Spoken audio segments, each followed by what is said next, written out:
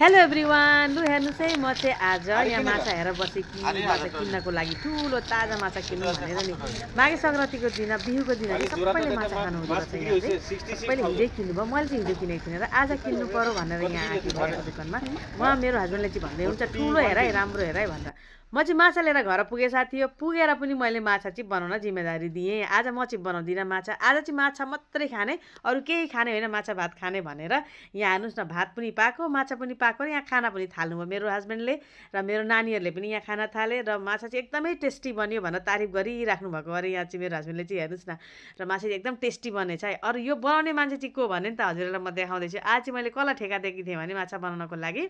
यहाँ चाहिँ मेरी हुनुहुन्छ हाम्री दिदी यहाँ हेर्नुहोस् उसले बनाएकी माछा आज चाहिँ एकदमै टेस्टी बनाइछ है साथी एकदम राम्रो बनाइछ र आज चाहिँ माछा भात खानु पर्यो माघे सङ्क्रान्तिको दिन बिहुको दिन ल साथी हो म चाहिँ अब एकदम माछा भात खाएर चाहिँ एकदम